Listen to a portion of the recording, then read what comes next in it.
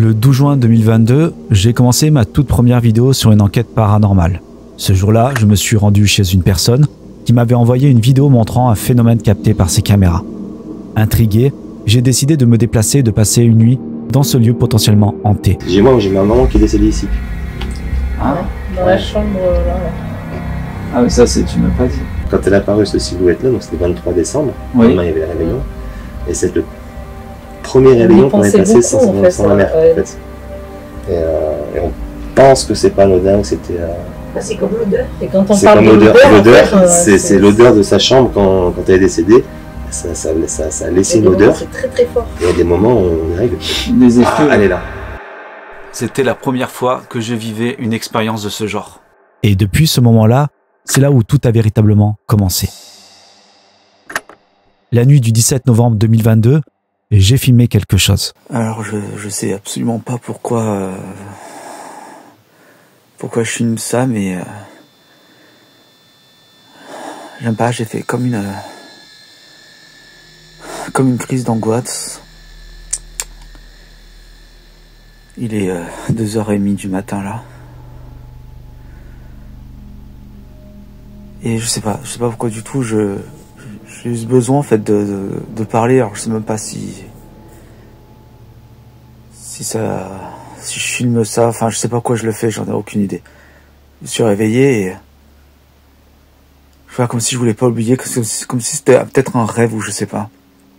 J'ai fait une crise d'angoisse où il y avait comme une espèce de masse noire qui m'a enveloppé. Trop bizarre. La première fois que je fais un rêve comme ça, j'ai le cœur qui bat encore à 1000 à l'heure, c'est horrible. J'en pleure encore j'en pleure quoi. C'est affreux. Ce rêve était horrible.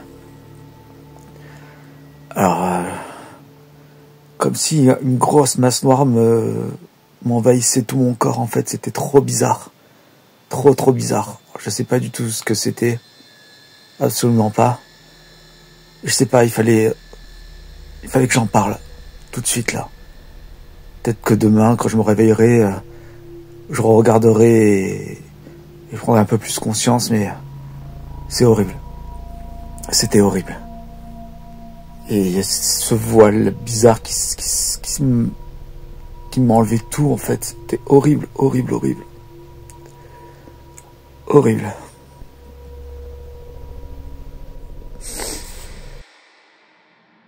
Alors oui, je suis d'accord avec vous.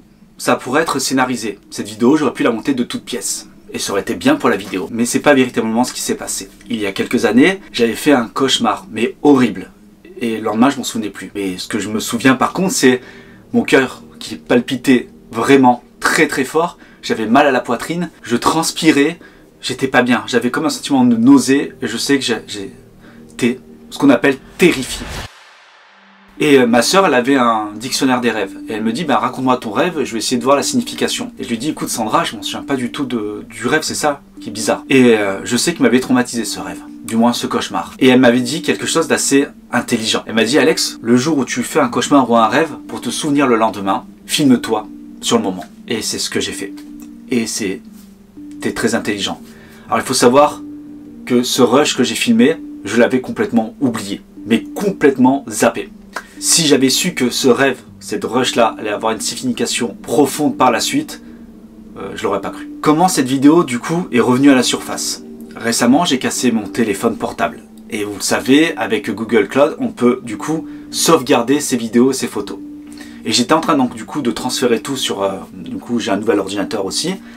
Et là, je tombe sur ce rush. Je dis, mais c'est ouf, je l'avais complètement oublié. Et ce que je n'ai pas dit, c'est que, il y a pas longtemps, j'ai fait une vidéo sur une poupée hantée. Donc pour ceux qui ne me connaissent pas, qui me découvrent à travers cette vidéo, je fais des vidéos aussi avec des objets hantés. Et notamment, j'ai un concept, c'est laisser l'objet hanté ici, sur le fauteuil même où je me trouve, et de le filmer toute la nuit avec plusieurs caméras. Et ce soir-là, j'ai fait ce même cauchemar. J'ai rêvé de ce voile noir qui m'aspirait.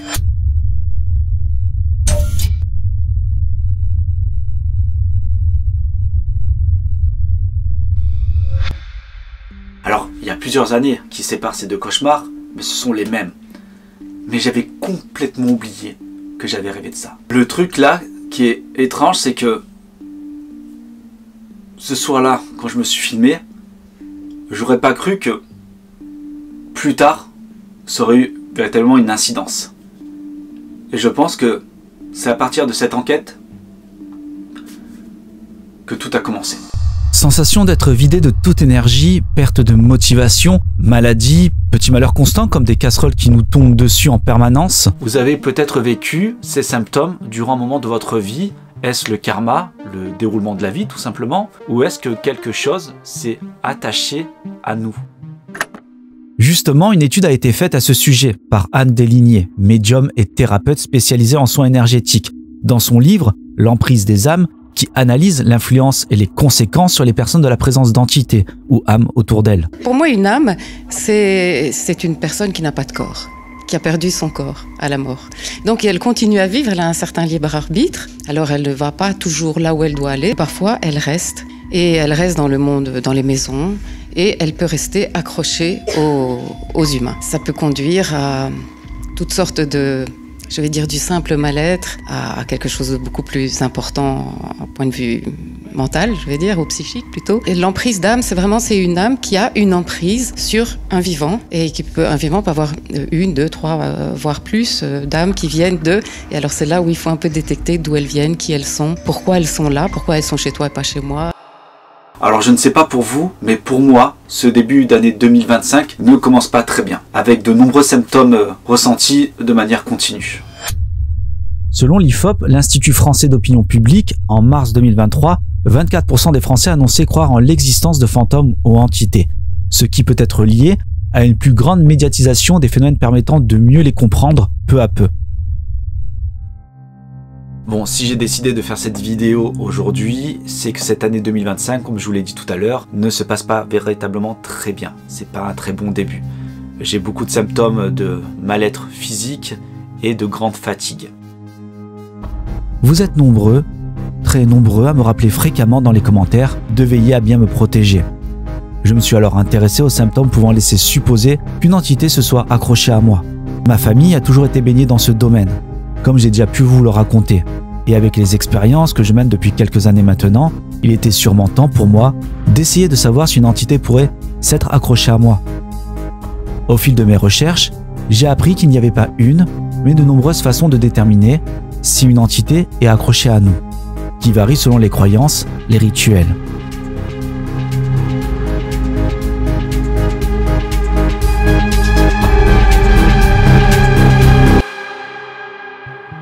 Aujourd'hui, je vais tester 7 méthodes, 7 rituels qui proviennent de plusieurs groupes ethniques, religieux ou pays, qui vont pouvoir déterminer si il y a une ou plusieurs entités raccrochées à moi.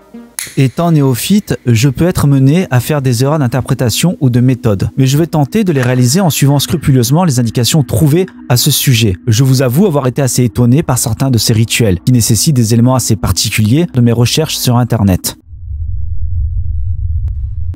Tout d'abord, avant de commencer, j'ai décidé d'envoyer une photo de moi à un médium. Pourquoi? Parce que je voulais voir si cette personne pouvait voir s'il y avait une entité raccrochée à moi. Le médium en question, c'est Christine de la chaîne L'Amour en Soi. J'ai souvent collaboré avec elle cette année. Elle est sérieuse, pertinente et j'aime beaucoup sa manière de travailler.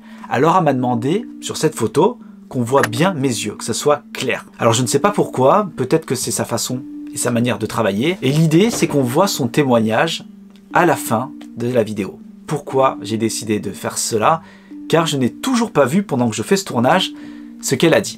Je voulais pas être influencé lors de rituels et me dire que s'il y avait quelque chose raccroché à moi, bon, ce rituel, il a marché, il y a quelque chose qui a raccroché à moi. Non, je voulais pas du tout être influencé. Donc nous découvrirons les images à la fin de la vidéo. Il faut savoir, lorsque je réalise ce genre de vidéo, ce genre de concept, je ne connais pas du tout mon sujet. Mais vraiment, je connais rien. Donc, je lis beaucoup.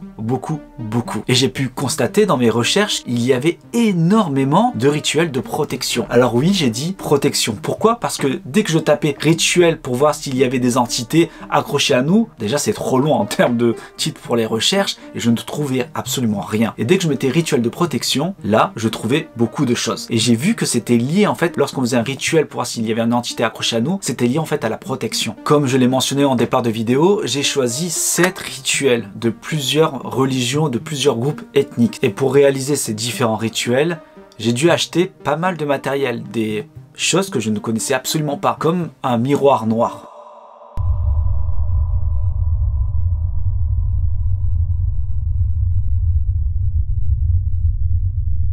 Ce qui est étrange, c'est que j'étais très stressé à l'idée de faire tous ces rituels, à l'idée de me dire qu'il y a peut-être une ou des entités qui sont accrochées à moi, mais en même temps c'était un soulagement de savoir en fait, de me dire bon, tous mes maux de tête, toute cette fatigue, elle est peut-être liée à ça. Avant de faire ces rituels, dites-vous que j'ai quand même fait des examens et tout va bien. Voilà, je suis déjà allé dans le rationnel en me disant peut-être que j'ai des carences en quoi que ce soit, et c'est pas le cas. Donc c'est pour ça que, encore une fois, je tente tous ces rituels. Bon, c'est quoi le rituel de l'œuf et d'où ça vient exactement?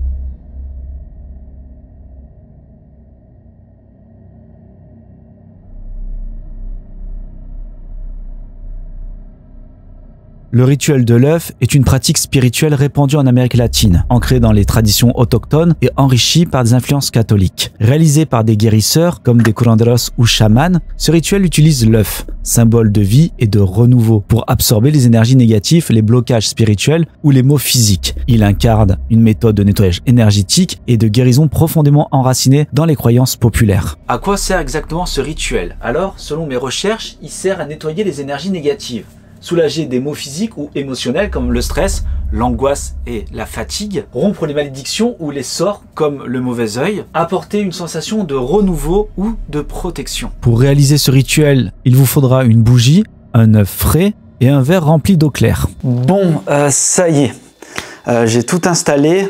Je vous avoue, pendant que j'ai installé, j'arrêtais pas de me poser la question, est-ce que du coup j'allais avoir des résultats? Est-ce qu'il y a potentiellement des entités accrochées à moi? Je vous avoue, en fait, dans mes pensées, je me suis dit, ça serait peut-être bien qu'il y ait des entités accrochées à moi.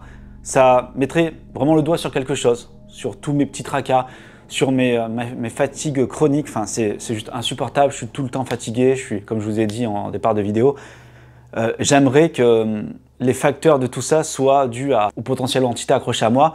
Donc, pour faire les choses vraiment à fond, j'ai déjà pris ma douche, histoire de me purifier. Je me suis enlevé tous les bracelets que j'avais en ma possession. Donc j'ai tout enlevé pour essayer d'être vraiment neutre. On va commencer avec le premier rituel. Avant tout, alors il faudra prendre ça avec des pincettes, mais j'ai voulu prendre mes cadeaux avec moi. J'aimerais voir, selon les rituels qu'on va faire, s'il y a du magnétisme, de l'électromagnétisme qui en dégage. Alors encore une fois, on est chez moi, on est dans le salon, j'ai le wifi là, j'ai l'électricité de partout. Donc voilà, il faudra prendre ça avec des pincettes. Mais ça serait intéressant de voir, selon le rituel que je vais faire, si du coup ça réagit. Donc voilà, on verra ça. Donc je vous pose ça ici. Ensuite, j'ai classique, le pod, qu'on va poser là.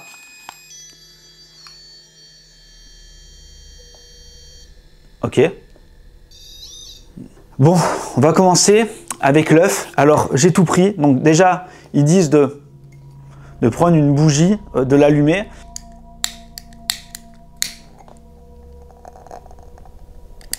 Ok.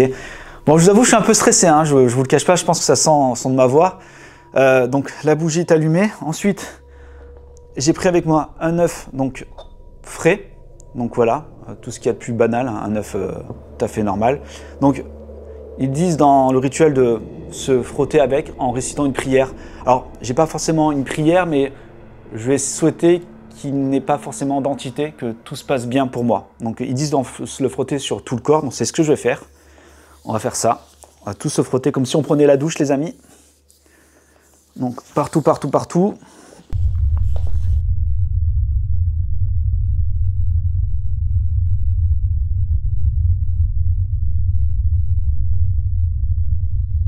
Ensuite, dans le rituel, ils disent de prendre cet œuf-là, de le casser et de le verser dans ce verre d'eau et de voir ce qui se produit. Alors, j'ai avec moi mon portable pour voir les interprétations.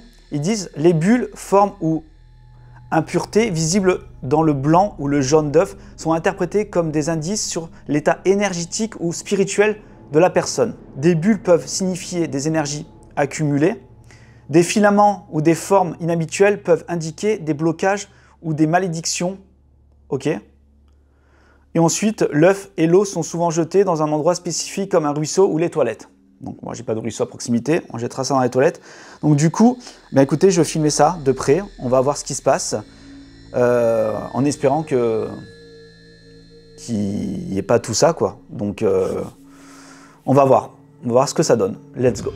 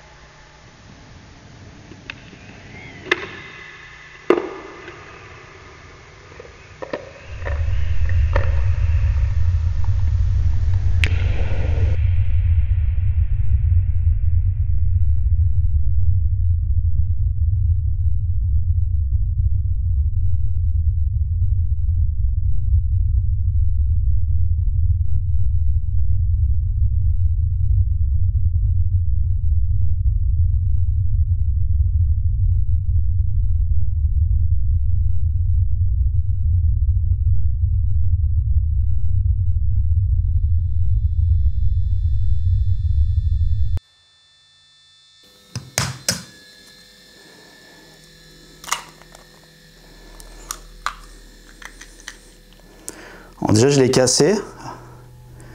Je sais pas trop ce que ça veut dire.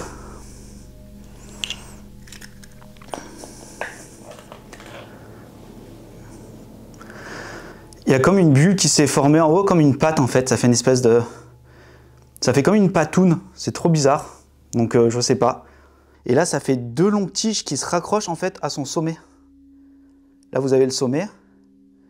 Et du coup, ça se raccroche, les filaments. Il y a deux filaments. Je sais pas si c'est bon signe. En tout cas, ça n'a pas l'air.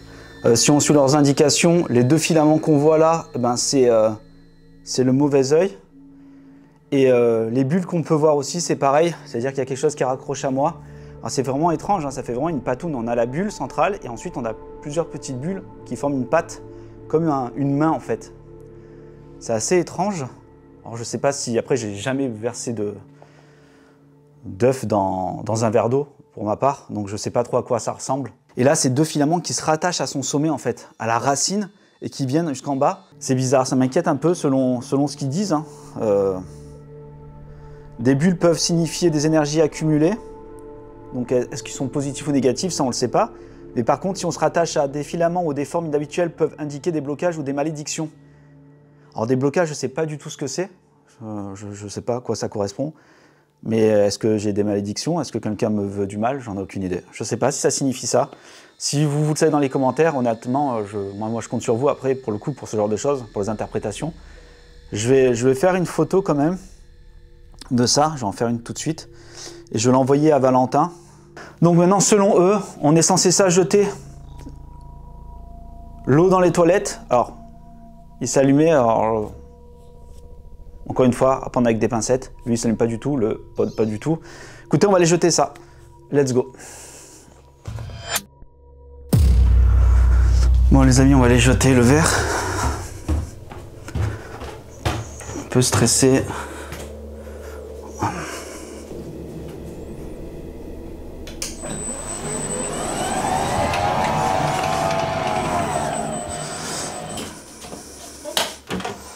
Ok, bon, j'y vais.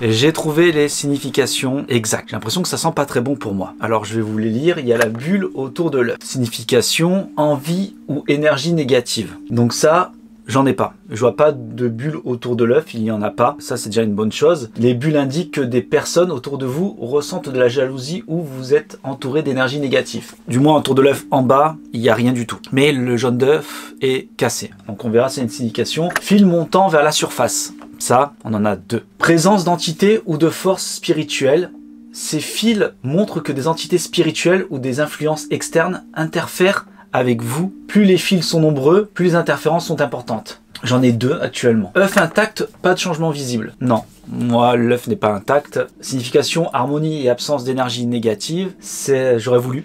Cet état signifie que tout est clair, vous n'êtes pas affecté par des malédictions ou des énergies négatives. Ben moi c'est pas mon cas, l'œuf est cassé. Tache rouge ou noire dans l'œuf, j'en ai pas trouvé. Il n'y en a pas. Malédiction, signification, malédiction. Les taches indiquent une énergie malveillante dirigée contre vous, comme un sort ou une malédiction. Forme ressemblant à un visage ou une silhouette. Je ne l'ai pas. Et ça, c'est signification, entité ou esprit présent. Moi, je les passe. Cela suggère qu'une âme ou un esprit pourrait être proche de vous. Parfois, cela peut indiquer une entité attachée à votre énergie. Nuage dans le blanc d'œuf. Je l'ai à son sommet. Stress ou peur accumulée. Clairement, le stress il est là, ça je vous en parle depuis tout à l'heure. Les nuages indiquent des émotions négatives telles que l'anxiété ou des situations stressantes qui concernent votre bien-être. C'est fou, c'est exactement ça. Là, on y est. Aigu ou piqué visible. Attaque énergétique ou malveillante. Les formes en pic montrent que quelqu'un vous envoie des intentions hostiles ou essaie de vous nuire. Moi, il me semble pas que ce soit des pics, ça fait comme des espèces de... Non, c'est rattaché, il n'y a pas forcément de pics. Par contre, ce qui m'ennuie, c'est que l'œuf intact, pas de changement visible. Ça veut dire que, bah moi, il est pas intact, donc ça veut dire que j'ai pas l'harmonie ni l'absence d'énergie négative, j'en ai. J'ai d'énergie négative. Cela signifie que tout est clair, vous n'êtes pas affecté par des malédictions. Bah, du coup, bah, s'il est cassé, c'est... Inversement, j'ai peut-être quelqu'un qui me lance une malédiction ou j'ai du moins des énergies négatives. Si on se réfère à tout ça, je suis stressé, anxieux, ça je le savais, hein, je suis quelqu'un de très anxieux de par nature. J'ai les filaments, signification présence d'entités ou force spirituelle. Donc il y a une force spirituelle, il y a des présences d'entités autour de moi. C'est pas très cool pour l'instant. Donc il m'en reste encore 6 de rituels à faire, en espérant que ça soit mieux dans le sens où bah, ça corrobore pas avec tout ce qui vient de se dire et de se faire avec ce rituel.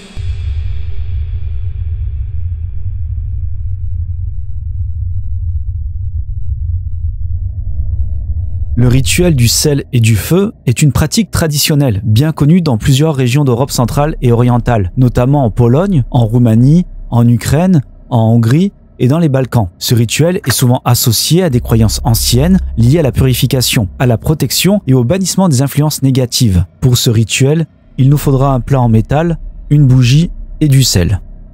Il y a un truc à savoir, le matériel que j'utilise pendant ces rituels ont une signification. Ils sont là pour une bonne raison. Par exemple, le plat en métal, lui, il symbolise la stabilité et la neutralité. Il sert de support sûr pour un rituel impliquant le feu. L'ajout du sel, lui, son rôle est depuis longtemps associé à la pureté, la protection et la capacité à repousser les forces négatives. C'est vrai que souvent, on voit que devant les maisons, on peut mettre du sel, que le sel protège. La plupart du temps, c'est ce que moi, du moins, j'ai entendu, que ce soit dans la pop culture ou autre. Il est également considéré comme un pont entre le monde visible et invisible. Ça, je ne le savais pas. Concernant le feu de la bougie, elle symbolise la lumière divine, la vérité et la transformation. Lorsque la cire fondue tombe sur le sel, elle scelle symboliquement les intentions du rituel. Pourquoi utilise-t-on la cire? Pourquoi exactement? Qu'est-ce que ça définit? La cire est malléable, capte et fige les énergies présentes. Elle peut également représenter les pensées et les prières solidifiées dans le sel.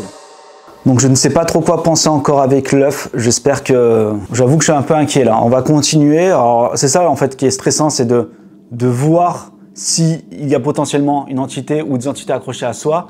Là c'est carrément une malédiction, je sais pas. Donc là on va faire le prochain rituel, donc il nous faudra un plat comme celui-ci, qu'on va poser ici. Ensuite il nous faudra du sel qu'on va verser au milieu du plat, et ensuite il nous faudra une bougie, on l'allumera et on va attendre que la cire chauffe pour pouvoir la verser au milieu du sel en espérant que tout aille bien. C'est parti.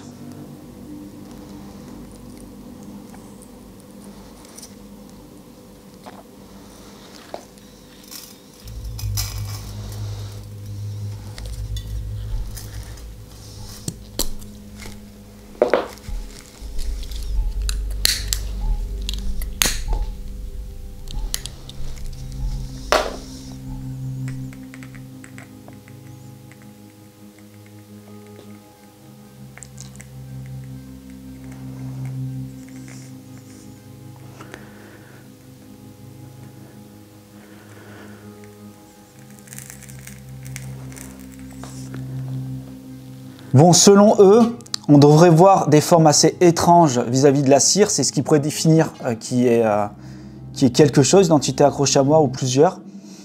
Moi, honnêtement, je vois rien. Je vois rien du tout. Je la trouve pas étrange, puisque en fait, elle me fait penser absolument à rien. Alors, je sais pas du tout comment lire ça.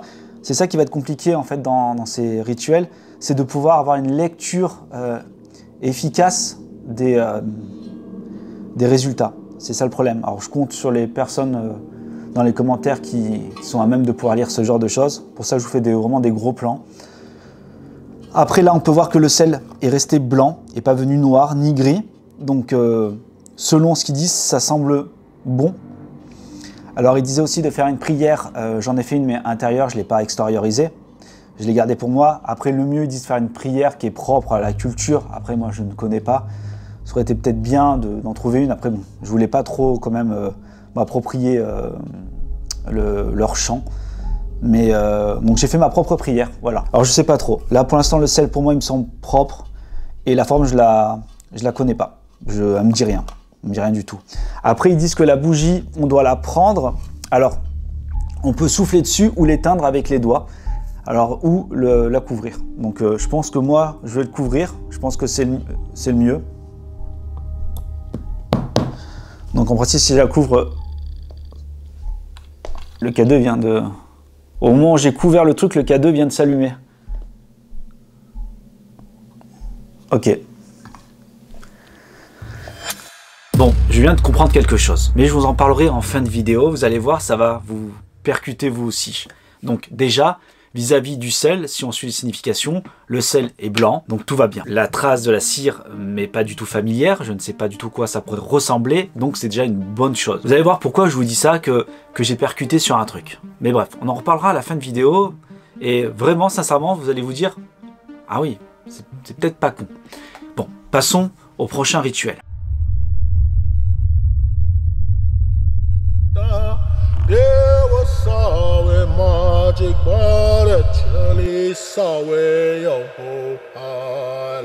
Les peuples amérindiens et certaines cultures africaines utilisent des fumigations pour détecter et repousser les énergies négatives. Le tabac, la sauge, le cèdre et le palo santo sont souvent employés dans des cérémonies spirituelles. La fumée est censée révéler et chasser les entités. Ce rituel a été très compliqué à faire. Je ne sais pas si vous avez déjà utilisé du palo santo. Déjà, premièrement, de la fumée dans la maison, c'est pas top.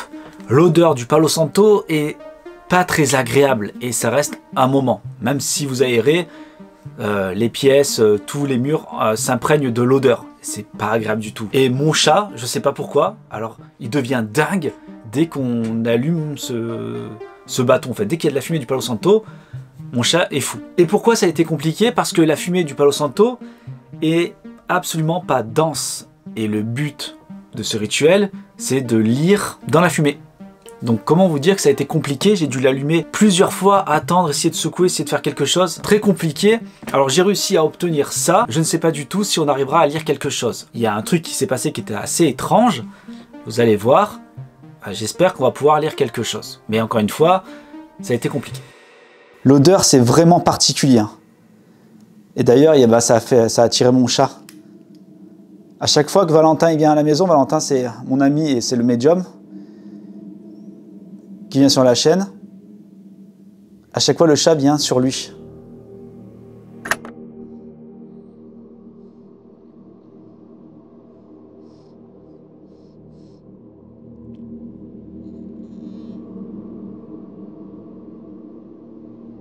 Parce qu'il sent ça Valentin. Donc du coup j'en mets un peu partout sur moi. Donc ils disent qu'on peut faire ça avec un éventail, une plume soit à la main. Le mieux ça aurait été d'être à deux. Donc du coup je vais donner des mouvements moi, de mon côté. Donc voilà. Alors, je sais pas s'il y aura assez en fait de fumée.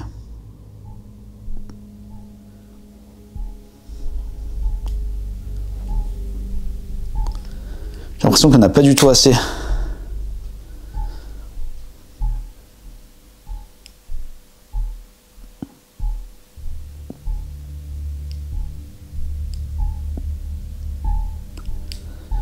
Ça me fait tourner un peu la tête.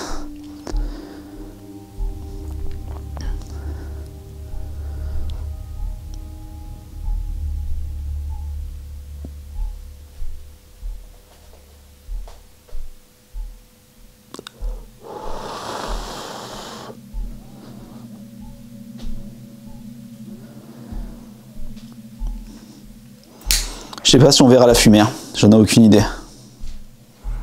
J'ai le chat qui est derrière moi.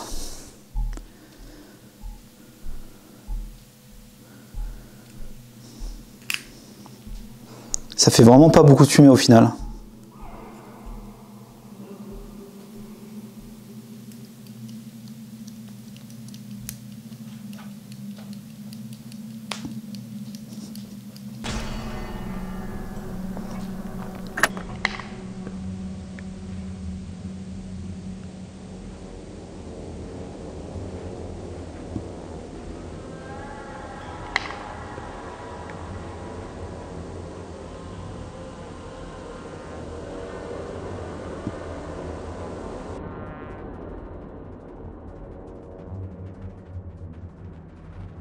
Oh, ça fait un truc trop bizarre là.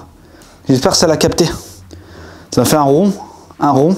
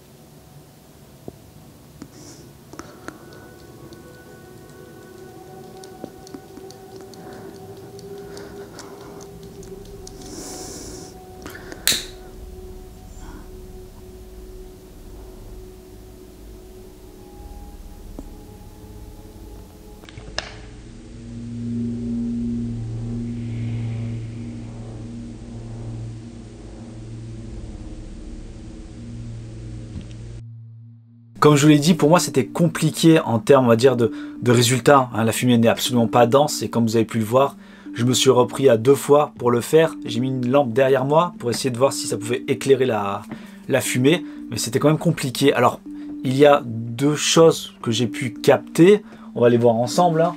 Donc la première chose, c'est celle où je vous dis, il y a comme une espèce de S en fait qui se forme. C'est vraiment, je veux dire étrange, je sais pas, non peut-être pas, mais il y a cette forme de S, on voit pas très bien, c'est vraiment dommage. Et en fait, à la fin, ça devient comme un cercle en fait qui se ferme. Donc ça, je sais pas du tout ce que ça veut dire. N'hésitez pas à me le dire vous dans les commentaires si vous connaissez la signification ou c'est peut-être absolument rien. En tout cas, il n'y avait pas une forme, on va dire, définie qui m'était familière. Voilà, on va dire le S, bah, c'est la fumée, hein, ça forme des enfin ça, c'est le genre de truc que fait la fumée quoi. La deuxième fois en fait où on voit la fumée aussi qui est assez opaque, mais encore une fois, pas grand chose. Je vois juste la fumée quoi, il n'y a pas de forme, il y a pas... On est bien d'accord, dans tout ce qu'on fait dans les rituels là, c'est de la pareidolie. On essaie de trouver une forme familière à travers des traces, à travers de la fumée, ce genre de choses. Là, pour le coup, moi je n'ai rien vu.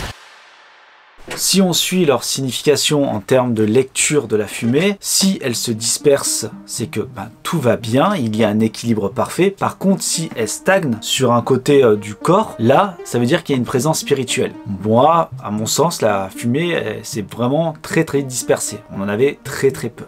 Tout va bien à ce niveau-là. Par contre, le prochain rituel, vous allez voir, lui, il m'a mis très mal. Ah, lui, c'est vraiment le genre de truc que je déteste faire.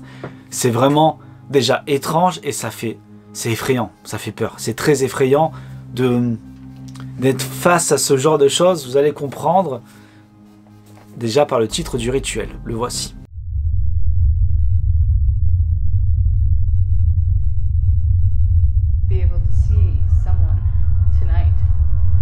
Cette jeune youtubeuse s'apprête à réaliser un rituel. celui que je m'apprête à faire. Elle allume une bougie, va se mettre dans le noir, complet, face à un miroir. La bougie vacille, elle contemple le miroir, toujours dans ce silence. Elle commence à voir comme une forme de déformation de ce qu'elle regarde. Elle s'inquiète, elle est intriguée, attentive, le moindre bruit, la moindre formation étrange, vacillement de la bougie, inquiète, angoisse, interpelle, et certaines silhouettes commencent à se former derrière elle. Je vais vous dire quelque chose d'assez paradoxal. J'ai peur du noir, mais j'adore être dans le noir. Alors je sais, c'est assez étrange. J'aime me retrouver dans l'obscurité, mais je n'aime pas me retrouver dans le noir complet. Je déteste ça. Depuis toujours, depuis tout petit, j'ai toujours détesté ça. Mais il n'y avait pas que ça. J'ai toujours eu peur aussi des miroirs. Les miroirs, depuis ma tendre enfance, on m'a toujours raconté des histoires vis-à-vis de ce qu'ils sont capables de faire. Bien entendu, il y a plein de rituels, de jeux comme ça, comme le Bloody Mary, tout ça. Quand j'étais tout petit, je ne les connaissais pas. C'est pas de ça dont je vous parle. Il y a aussi ce côté où lorsqu'on regarde un miroir intensément, sans cligner des yeux, il va se produire quelque chose, une forme de déformation. Depuis un petit moment maintenant, il y a beaucoup de vidéos qui pullulent sur ce concept-là, de se regarder dans un miroir et de voir que tout se déforme. Depuis que je suis tout petit, je suis effrayé par des miroirs parce que, depuis tout petit, ma famille m'a toujours dit de me méfier des miroirs. Et j'ai une histoire avec ma grande sœur qui était seule dans la maison de mes grands-parents. Ma famille était à l'extérieur. On a presque 8 ans d'écart avec ma grande sœur et elle était toute petite. Et elle se coiffait devant un miroir. Et ce miroir était dans le couloir qui était très grand de chez mes grands-parents. Et elle a vu quelque chose à travers ce miroir. Quelque chose qui l'a tellement effrayée qu'elle a poussé un hurlement et ça a fait venir toute la famille dans la maison pour voir ce qui se passait. On va dire un premier trauma pour ma grande sœur. Elle a vu quelque chose de diabolique. Et cette histoire, je l'ai toujours entendue. De par déjà le fait de se regarder dans un miroir, qu'on voit qu'on peut se déformer, quand on est petit, c'est très très effrayant. Ça fait flipper. Ça fait vraiment flipper déjà qu'adulte. On n'est pas forcément très bien de voir quelque chose qui se déforme. Alors enfant, j'ai réalisé un rituel avec un miroir sur ma chaîne. C'était le rituel des jumeaux. Mais l'idée du miroir, en fait, c'est qu'on ne se regarde pas dans le miroir. C'est un miroir qui était derrière nous. J'étais pas à regarder le miroir. En fait, ce qui me trouble, ce qui me plaît pas, on va dire, c'est d'être face au miroir et de le regarder intensément. Et le rituel du miroir noir, c'est exactement ce qu'il faut faire. Le regarder intensément. Alors, je n'avais jamais entendu parler de miroir noir. C'était la toute première fois que j'en entendais parler quand j'ai fait mes recherches. Quand je l'ai reçu, j'ai trouvé ça incroyable. Alors, le miroir noir que j'ai, moi, c'est de l'obsidienne qui a été lissée. Je vais vous montrer. Regardez-moi ce noir intense. En fait, on ne se rend pas bien compte, mais on peut voir à travers. Si je mets de la lumière, par exemple, dessus, on voit à travers. C'est vraiment étrange, donc c'est de l'obsidienne. C'est un miroir d'obsidienne. Alors si je vous raconte ça, ce n'est pas pour rien. C'est vraiment pour vous exprimer que c'est le genre de rituel qui peut m'effrayer, qui me fait très peur et que je repousse. Et lorsque j'ai vu qu'il y avait ce genre de rituel dans ce que j'allais faire, je vous avoue, j'étais à la fois terrorisé et à la fois curieux. Le rituel du miroir noir est une pratique mystique et spirituelle qui mêle des influences européennes souvent en jeu de la magie cérémonielle et des traditions occultes et des afro-caribéennes, notamment le vaudou ou d'autres systèmes de croyances dérivés de la diaspora africaine. C'est un outil utilisé dans la divination, la communication spirituelle et même pour explorer des aspects inconscients de soi-même. Les miroirs noirs sont souvent associés à la scrying, art de la voyance, dans les traditions ésotériques européennes. On les trouve mentionnés dans des textes alchimiques et magiques, parfois comme des moyens de contempler des vérités cachées ou d'interagir avec des plans spirituels. Ils ont été popularisés par des figures telles que John Dee, un occultiste de la Renaissance, qui utilisait un miroir d'obsidienne pour ses pratiques. Dans le vaudou et certaines traditions similaires, les miroirs peuvent être perçus comme des portails vers le monde des esprits ou comme des outils pour dialoguer avec les Iwa. Ces pratiques mettent l'accent sur la lumière, les ombres et les reflets pour percevoir des messages ou des manifestations.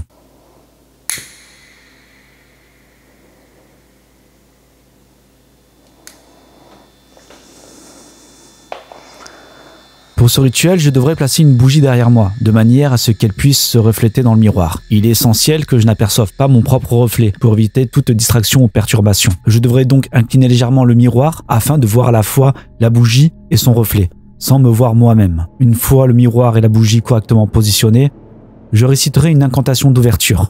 J'y vais.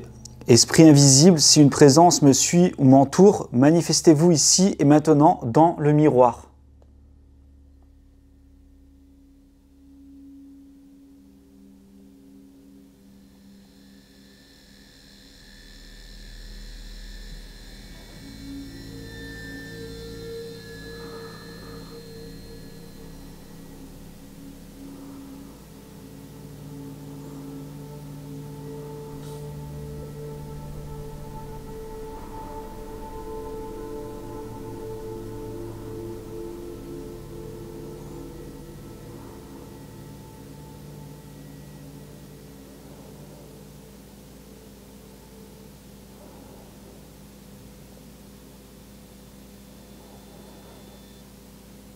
Je suis seul chez moi et je dois avouer que je ne me suis jamais senti aussi mal dans ma propre maison.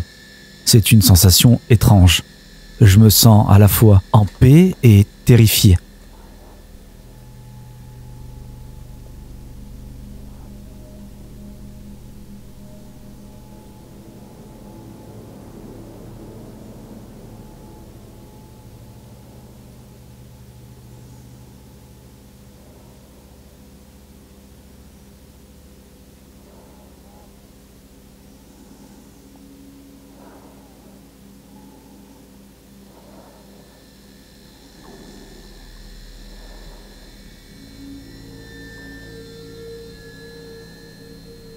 Le temps d'un instant, le monde semblait s'arrêter, ce qui était assez troublant.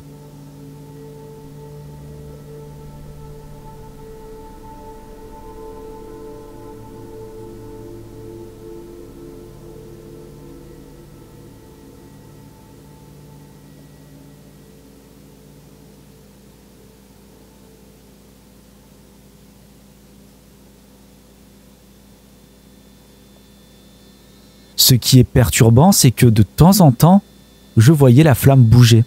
Mais je pense que je me concentre tellement fort sur l'idée qu'elle bouge qu'à force, mon esprit me jouait des tours. Et j'étais comme absorbé par cette flamme.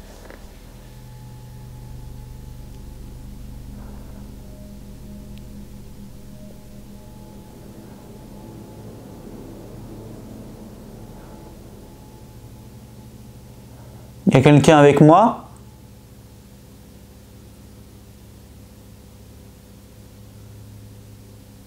Est-ce que j'ai une entité près de moi? Faites vaciller la bougie, s'il vous plaît.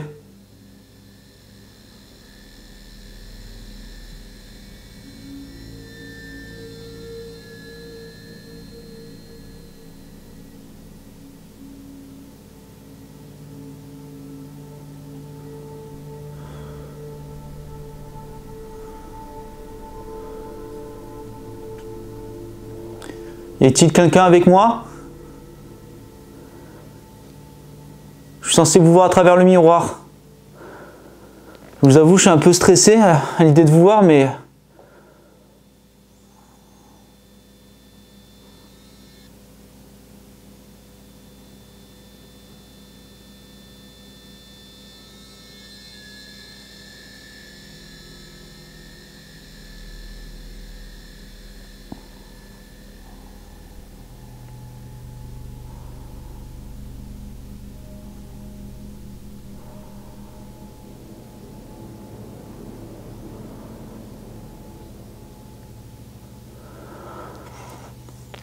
Vous pouvez faire vaciller la bougie dans le miroir si vous voulez, je le vois. Au bout d'un moment, mes yeux ont commencé à me faire mal. J'en ai mal aux yeux. Je vais arrêter le rituel. Vous ne voulez pas vous manifester, c'est qu'il n'y a aucune entité près de moi alors.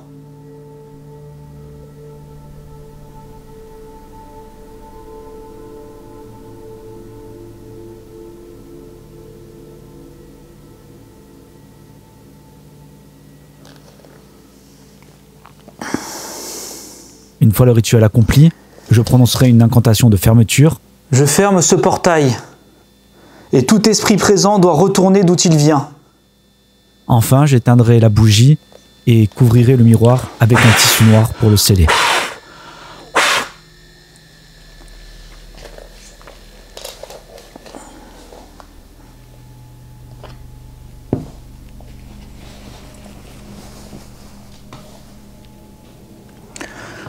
Oh, c'était hyper stressant.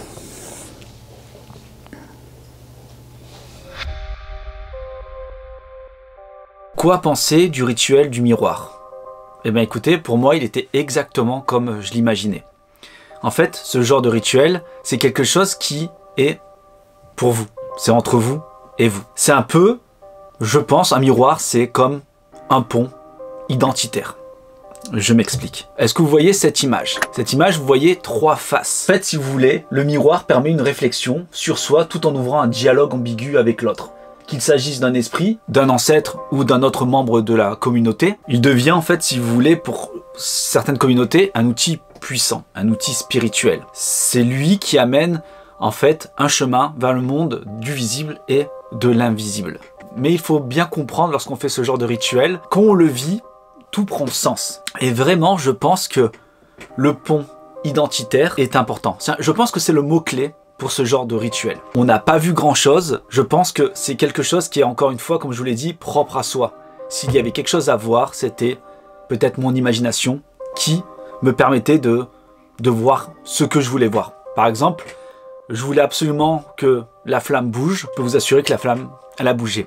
Et c'est drôle ça parce qu'il s'est produit quelque chose dans une vidéo que j'avais tournée à l'époque avec Jordan et Anos. On avait tourné une vidéo où, et je peux vous l'assurer, j'ai vu une tête, un visage, quelque chose comme ça qui est passé devant moi. Fernand, c'est... Oh, mon Dieu! Quoi? Je te le jure sur ma vie, les enfants. Une tête, je te le jure sur... Non, je te le jure sur ma vie, sur ma vie. Non. Je te le jure sur... Oui, j'ai vu une tête sort. Oh mon Dieu, Sérieux? Je te le jure sur ma vie, je pleure, mec. Oui, je sais pas. Je te le jure, j'ai vu une tête. Ah non, mais je te crois. J'ai vu une petite tête. Tout à l'heure, je te dis. Oh mec, j'ai des frissons. Oh, j'ai des frissons là. Ouais. Oh bah, je te jure, je suis blanc, je dois être blanc. Ah, j'aime pas. Je l'ai vu la tête. J'ai vu la tête. Mais est-ce que j'étais dans l'optique absolue de voir une présence, de voir quelque chose, de m'attendre à voir quelque chose au vu de tout ce qui s'est produit? Est-ce que du coup, je ne l'ai pas matérialisé? Honnêtement, ce rituel m'a fait me poser beaucoup de questions.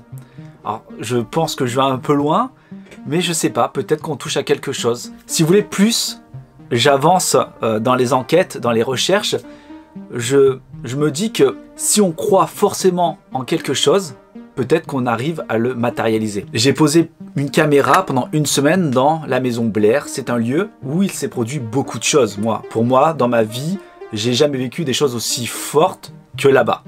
J'ai eu des manifestations, des trucs de dingue. J'étais sur les lieux.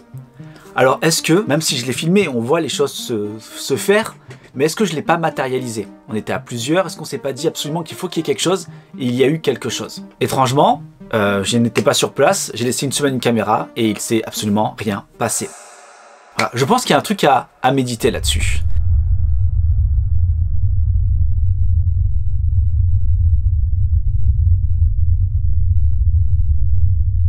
Pour ce rituel, vous aurez besoin d'un bol rempli d'eau claire et d'un peu d'huile d'olive.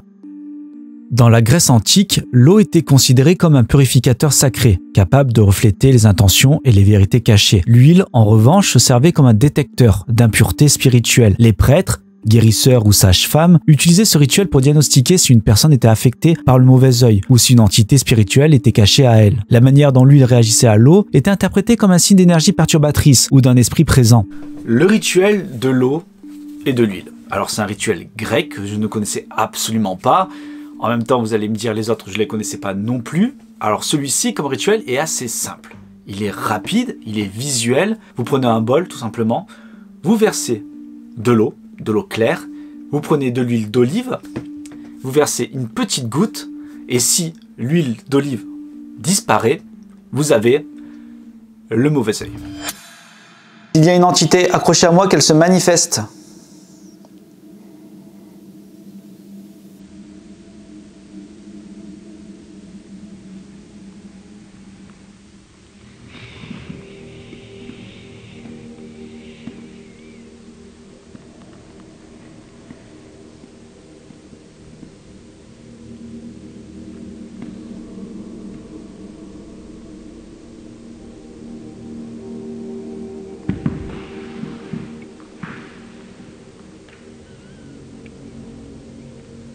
Il y a une entité accrochée à moi, qu'elle se manifeste.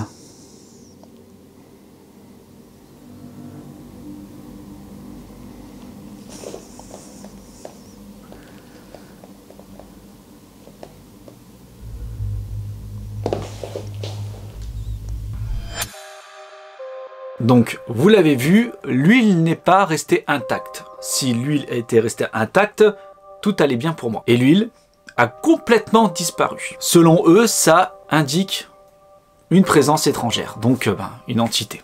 Je voulais voir avec vous, parce que moi, malheureusement, si je le refais plusieurs fois, et c'est ce que j'ai fait. S'il y a une entité qui est près de moi, ou qui me colle, ou plusieurs entités, manifestez-vous à travers ce rituel, s'il vous plaît.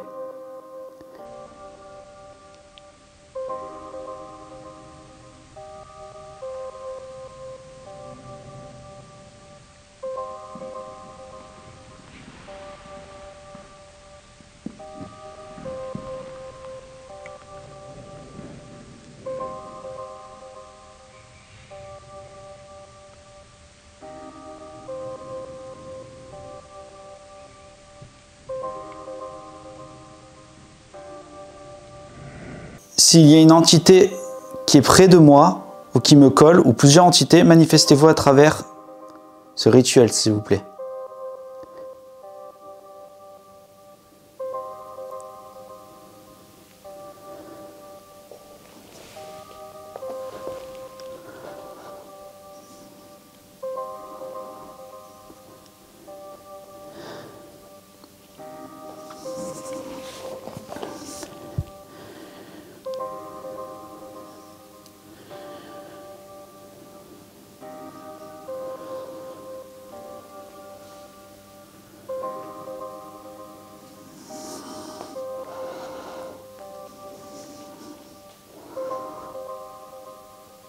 L'huile disparaît. Si vous, de votre côté, vous pouvez le faire, c'est quelque chose d'assez rapide, d'assez facile. C'est pas un œuf ou autre, c'est vraiment une goutte d'huile, un bol d'eau claire. Et envoyez-moi sur mon Instagram, Esolf, une photo de ce rituel pour voir que s'il y a 50 personnes où la goutte disparaît, c'est qu'on a tous le mauvais œil. Et je doute. Je doute guère quand même qu'on a tous le mauvais œil, qu'on a tous une entité accrochée à nous. Ça serait étonnant, même si on n'est pas à l'abri. Alors, malheureusement, comme je vous l'ai dit, moi je l'ai tenté plusieurs fois c'est plus d'huile. Donc ça peut être intéressant de tenter cette expérience. Donc envoyez-moi en photo, en DM sur Instagram ou sur Facebook, et moi je le publierai sur les stories. Ça peut être sympa de voir si je suis le seul à avoir une malédiction.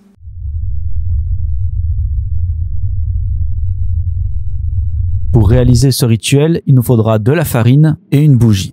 Ce rituel provient des pratiques spirituelles africaines, comme celle des Yoruba, et a été transmis et adapté dans les Caraïbes à travers des traditions comme le vaudou, l'obéa ou encore le condomblé au Brésil. La farine, élément simple et pur, est utilisée pour capturer les mouvements invisibles des entités spirituelles. Elle symbolise également la clarté et la pureté, créant une frontière protectrice et révélatrice. Dans les traditions africaines, les cercles sont sacrés et marquent un espace entre le monde physique et spirituel. La farine, tout comme la craie blanche, utilisée dans certains rites, est un outil pour tracer ses limites et capturer les perturbations. En raison de son caractère fin et visible, la farine permet de détecter toute activité surnaturelle, notamment des traces de mouvements inexplicables. Dans le vaudou, ce rituel est aussi utilisé pour comprendre si une personne est sous l'influence d'une force spirituelle et pour localiser cette force. Alors là, on va toucher à un rituel que j'apprécie. Alors c'est pas le rituel en soi, j'aime l'idée du rituel. J'aime qu'il y ait une force extérieure, quelque chose qu'on ne voit pas, qui interagit avec de la matière, avec notre physique. J'adore ça. En fait, en gros, j'aime quand l'invisible devient visible. Par exemple, je vais prendre cette feuille de papier, tout simplement, d'accord? Je vais prendre ça, et je vais faire ça, hop, et là on voit la feuille de papier bouger. Donc c'est l'air qui vient bouger la feuille de papier. Donc l'air, on ne le voit pas, donc invisible, mais il va se rendre visible parce qu'il va avoir un impact sur notre physique à nous, sur un objet. J'aime l'idée de voir quelque chose qui bouge alors qu'on ne voit rien, qui puisse le faire bouger, le manipuler. J'adore ça. Un peu à la manière lorsqu'on fait une enquête paranormale, qu'on demande « Pouvez-vous donner un coup contre un mur ?» par exemple. Eh bien j'aime l'idée que, me dire qu'il y ait une matière qu'on ne voit pas, invisible, qui vient se transformer en fait en physique sur un objet de notre monde. Donc l'invisible devient visible. Et j'adore ça. D'ailleurs, c'est sur cette base-là que j'ai fabriqué le Ghost Radar. Le concept du Ghost Radar, il est venu de ça. L'idée que quelque chose puisse toucher quelque chose, donc ça devient du coup de la matière pour que ça puisse venir résonner contre un mur ou autre. Donc je me suis dit pourquoi pas l'ultrason qui est invisible pourrait capter ce genre de choses. Voilà, je suis parti sur cette idée-là. Je pourrais rester dans une pièce et ne pas bouger et de poser une balle devant moi et de la regarder pendant des heures, voir s'il se produit quelque chose.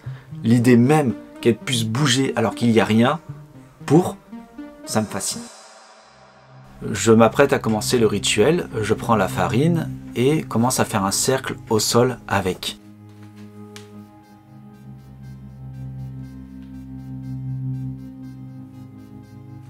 Et à ce moment précis, il y a une pensée qui me traverse l'esprit. Je deviens lucide. Je commence à comprendre quelque chose. En départ de vidéo, j'ai commencé à vous dire qu'il y a des choses qui devenaient un peu plus claires pour moi, que je pense avoir une théorie sur quelque chose. Je vous raconterai ça en fin de vidéo. Là, cette pensée, elle me met en fait dans un conditionnement de me dire: est-ce qu'il va véritablement se passer quelque chose? Est-ce que lorsque je vais braquer mon regard sur la farine ou sur la bougie, il va se produire quelque chose? Et dans mon esprit, je suis certain qu'il ne va rien se produire.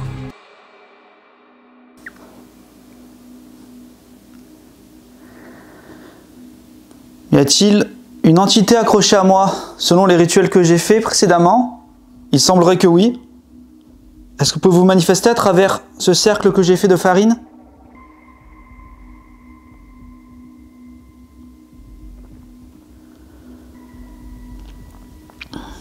Stressant. J'aimerais qu'il y ait quelque chose, en fait, je sais pas. À la fois j'aimerais pas, à la fois j'aimerais, c'est étrange, c'est assez paradoxal. Je vois rien bouger. Je vois absolument rien.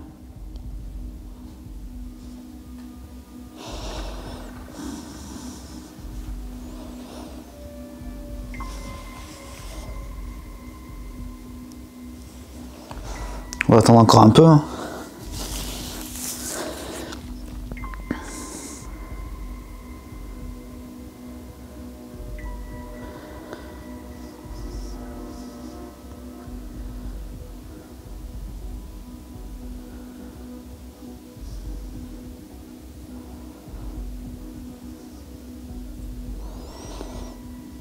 Bon, ben il n'y a rien qui se passe. Je vois rien du tout. Après, je sais pas si ça doit faire... Enfin, c'est infime ou ça fait des trucs de fou. J'en ai aucune idée. Je me dis, s'ils ont fait ce genre de rituel, c'est qu'il y a déjà dû avoir un truc, en fait, qui a dû faire... Ça a dû être impressionnant. Je pense qu'il y a dû avoir quelque chose.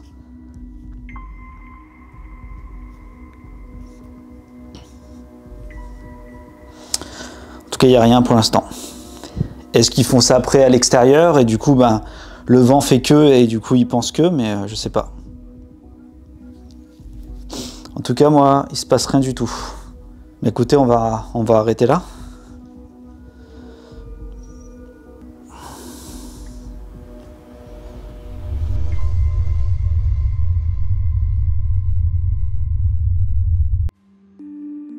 Ça fait plus de 6 heures maintenant que je pratique différents rituels.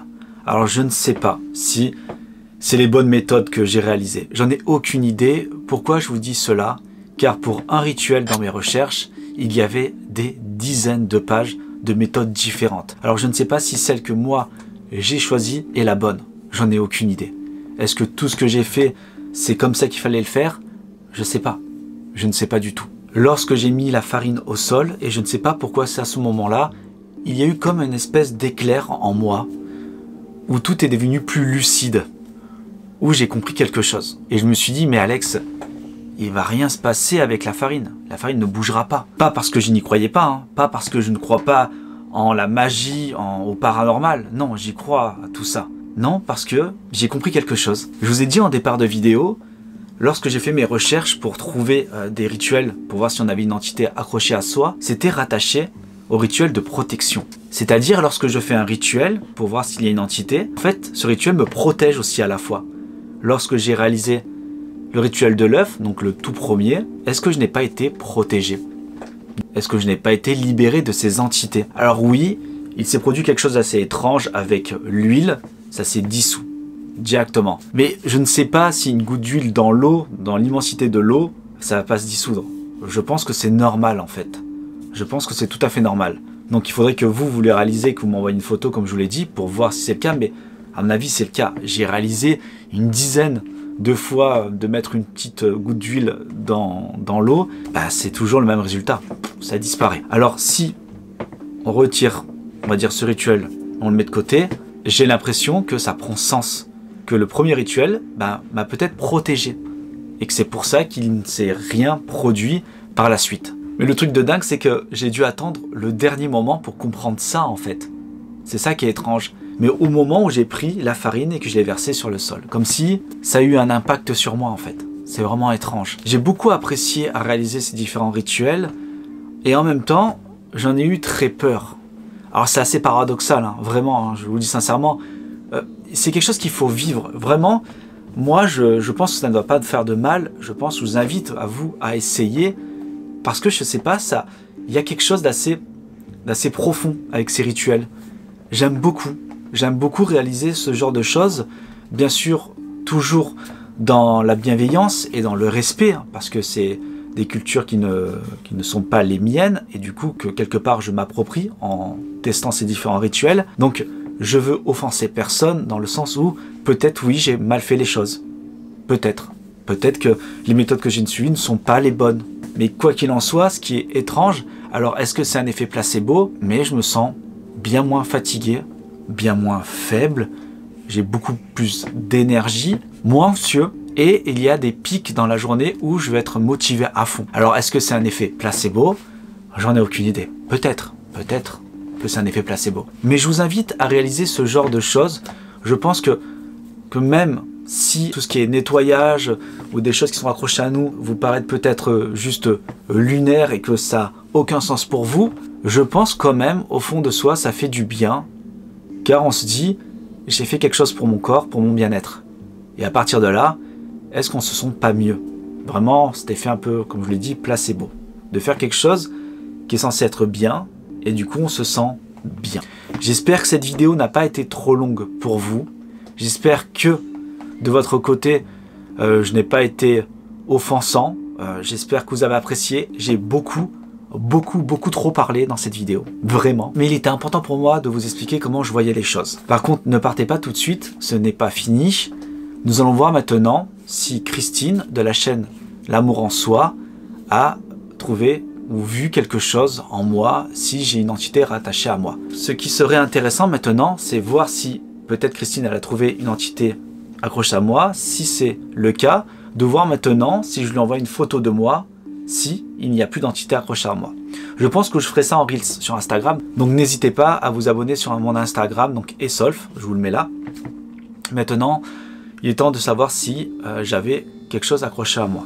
C'est parti.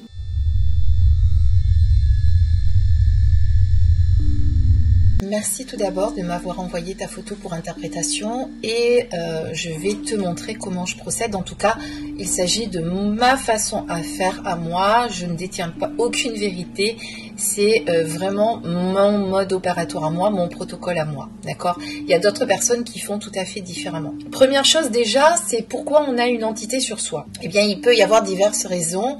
Déjà parce que on se sent fatigué, on est en faiblesse. Quand notre taux vibratoire baisse, eh bien, il peut arriver qu'une entité s'accroche à nous. Elle peut le faire dans des endroits spécifiques. Ça peut être quand on va à l'hôpital, ça peut être quand on va dans un cimetière, ça peut être quand on va dans des endroits comme tu fréquentes aussi, où potentiellement, il y a effectivement des entités qui sont là.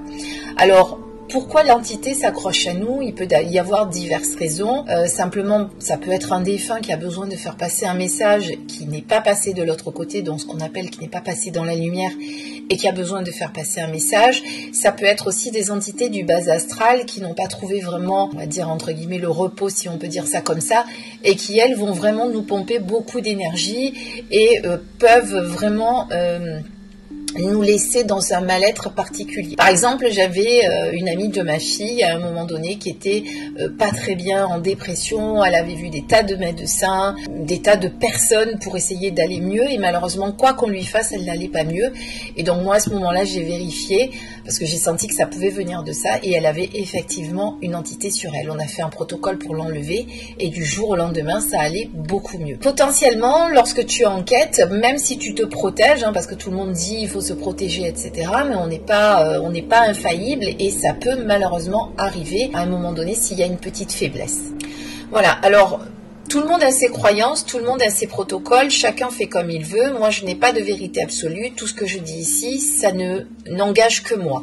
On est d'accord, on peut ne pas être d'accord aussi, ni faire comme moi.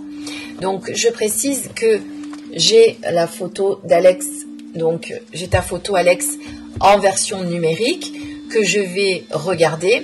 Alors moi, pour vérifier s'il y a une entité, comment je procède? D'abord, je vais me servir de mes ressentis, voir ce que je ressens. C'est pour ça que je demande une photo de la personne de face pour que je vois bien les yeux, parce que je vais me connecter à la personne par les yeux pour identifier ce que je vois. D'ailleurs, quand je fais des interprétations sur photo de personnes aussi, je peux aller plus loin avec l'autorisation de la personne, bien évidemment, pour aller voir, on peut voir plein de choses à travers les yeux, c'est un peu l'âme de la personne, on peut aller voir s'il y a eu des blessures dans l'enfance, on peut voir plein de choses. C'est pas ce que je vais faire ici, je te rassure Alex, je vais juste regarder s'il y a une entité qui est sur toi.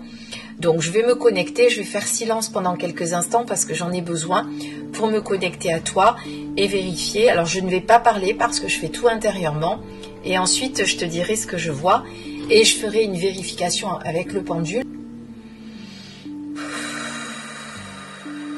Évidemment, avant de faire tout ça, j'ai oublié, je me suis centrée, alignée, je me suis aussi protégée et je ne fais pas 3 milliards de choses pour me protéger parce que moi j'estime qu'on a tout en soi pour le faire. Donc je mets une intention de protection et généralement ça suffit. Voilà. Après, en fonction de ses croyances, on peut faire appel à ses guides, on peut faire appel aux archanges, on peut faire ce qu'on veut, on peut le faire au pendule aussi, on peut tout à fait demander à être protégé grâce au pendule. Chacun son protocole, mais en tout cas, il faut le faire.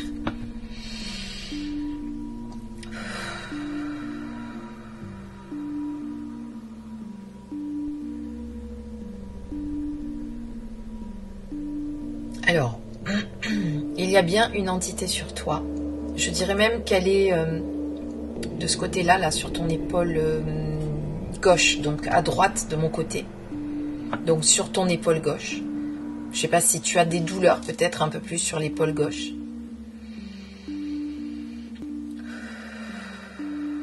C'est un défunt pour moi qui n'a pas compris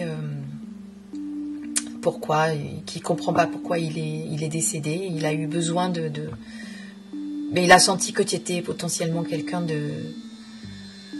Oui, à qui il pouvait s'accrocher, pardon.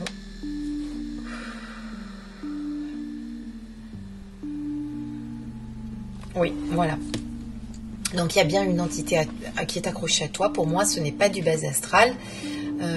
Donc maintenant, ce que je vais faire, eh bien, c'est le vérifier avec mon pendule. Donc je vais baisser le plan. Je prends mon pendule et on va regarder ce qui se passe. Alors, je demande toujours une convention à mon pendule. Enfin, je vérifie sa convention. Et donc, je vais lui demander de me donner un oui.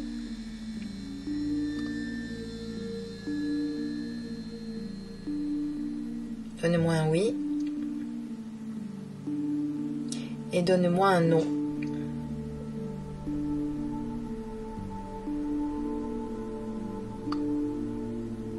Alors je précise que nous sommes faits de vibrations et qu'il se peut à la caméra, parce que c'est vrai que c'est plus visible à la caméra. En fonction du poids du pendule, la main a tendance à bouger. C'est normal, hein, voilà.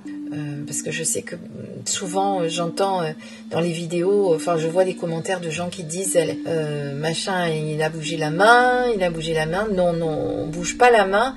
C'est avec le balancier du pendule, ça nous fait bouger la main ensuite. Donc une fois que j'ai ma convention, que j'ai vérifié que ma convention est ok, je pose la question au pendule. Est-ce qu'il y a un défunt sur Alex ?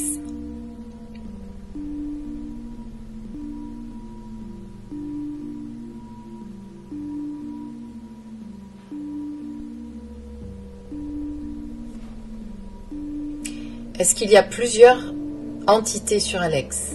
Non. Donc, est-ce qu'il y a un défunt sur Alex ? Oui. Est-ce qu'il y a plusieurs entités sur Alex ? Non. Est-ce qu'il y a un défunt sur Alex ? Vous voyez, il change de direction. Oui. Est-ce qu'il s'agit... Alors, normalement, je ne l'arrête pas avec la main. J'attends qu'il s'arrête, mais ça peut prendre un peu plus de temps. Est-ce qu'il s'agit d'une entité du bas astral ? Non.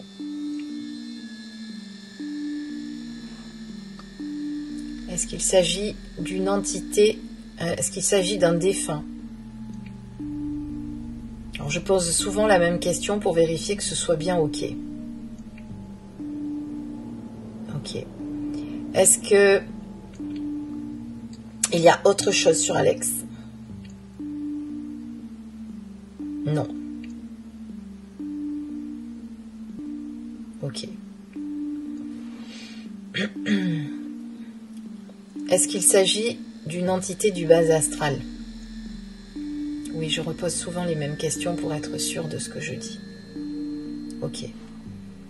Est-ce qu'il s'agit d'un défunt qui est perdu ? Oui. Donc une fois que j'ai mes confirmations, je peux demander aussi le taux vibratoire d'Alex pour vérifier s'il y a bien une entité sur lui. Généralement, quand le taux vibratoire est bas, c'est qu'il y a une entité.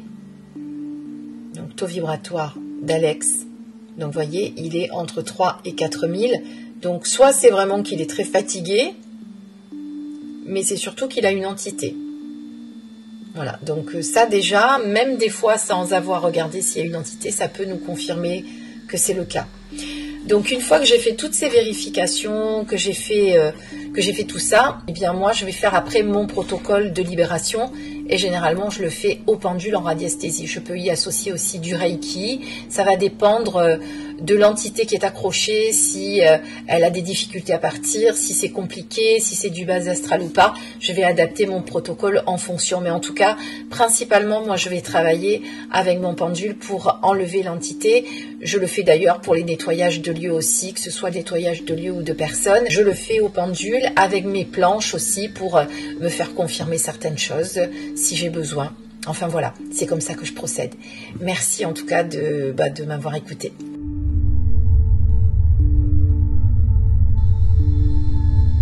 Salut mon Alex, bah écoute, j'ai vu tes photos. Alors c'est difficile parce que bon, c'est un test que tu as fait et je vois un peu le contexte, c'est-à-dire que tu fais ton rituel, c'est un peu comme un tirage de cartes en fait, j'ai l'impression, où tu essaies de voir et voir les impressions qui te viennent. Comme impression que j'ai eue au premier coup d'œil, c'est ces bulles à la surface. Moi je voyais ça comme la plus grosse bulle, comme si c'était toi, et toutes les petites bulles à côté, comme si c'était des choses vraiment collées à toi. D'accord, ok. Les espèces de filaments qui y a en dessous, qui vont jusqu'au fond du verre, comme si c'était quelque chose qui te tirait vers le bas, tu vois, comme des espèces de grosses tentacules pas cool. Okay. Je vois vraiment ça comme ça. Après, j'ai pas d'autres impressions. Ce qui est bizarre, c'est que j'ai pas eu d'impression trop négative, Mais après, c'est compliqué parce que c'est une image et c'est en soi un verre d'eau et un œuf, mais dans l'interprétation, j'aurais vu ça comme ça, je pense.